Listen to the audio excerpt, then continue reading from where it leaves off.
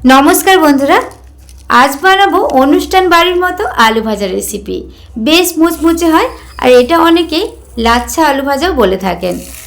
चलुन ताहले पुरो रेसिपिटी देखार जोन्नो अनुरोध रइल।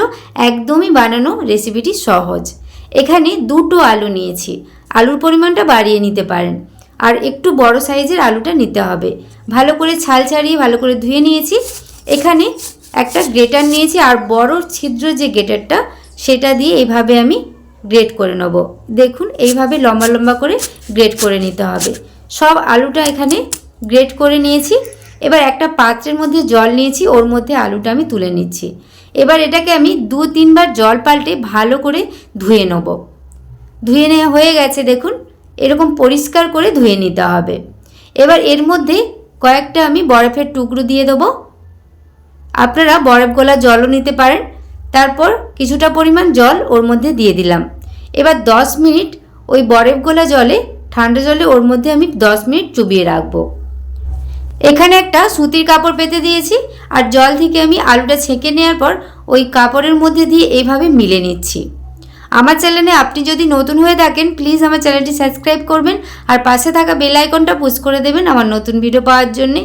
এখানে আরেকটা সুতির কাপড় দিয়ে এভাবে आलूर गाये जलटा आमी एभावे मुछे निচ্ছি। मुछे नेওয়ার पर देखुन आलूटा कतटा झरझरे हये गेছে। एबार एगुलोके आमी भेजे नेब। तार जन्य कड़ाई तेल बसिয়েছি। तेलटा যখন হালকা गरम হয়ে যাবে प्रथमे आमी কয়েকটা কাঁচা বাদাম নিয়েছি, দিয়ে নাড়াচাড়া করে ভাজা করে নিচ্ছি। আলু ভাজার সাথে এই বাদাম ভাজাটা খেতে কিন্তু দারুণ লাগে। মিডিয়াম আঁচে এই বাদামগুলো ভেজে নেওয়ার পর তুলে নেব। এবার একই কড়াইয়ের মধ্যে এখানে কয়েকটা আমি কারি পাতা নিয়েছি, সাবধানে কারি পাতাগুলো ভেজে নেব। কারি পাতা ভাজার সময় আপনারা সাবধানে ভাজবেন। এবার তেলটা যখন ভালোভাবে গরম হয়ে যাবে এখানে যে জল মুছে রাখা আলুগুলো কিছুটা পরিমাণ ওই তেলের মধ্যে দিয়ে দিলাম। আর এটা খেয়াল রাখতে হবে তেলটা যখন ভালোভাবে যেমন গরম হয় আর হাই ফ্লেমেই কিন্তু আলুগুলো ভেজে নিতে হবে।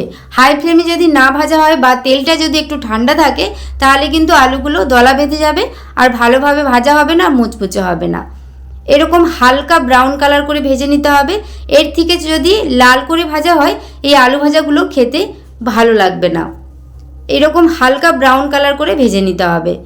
সবগুলো তুলে নেব আর বাদ বাকি আলুগুলো একইভাবে হাই ফ্লেমে এগুলোকে আমি উল্টে পাল্টে একটু হালকা ব্রাউন কালার করে ভেজে নিচ্ছি। ফেসবুক পেজ থেকে যদি দেখে থাকেন প্লিজ আমার ফেসবুক পেজটা ফলো করে দেবেন। সব আলুগুলো ভেজে নেওয়ার পর একটা পাত্রে নিয়ে নিয়েছি।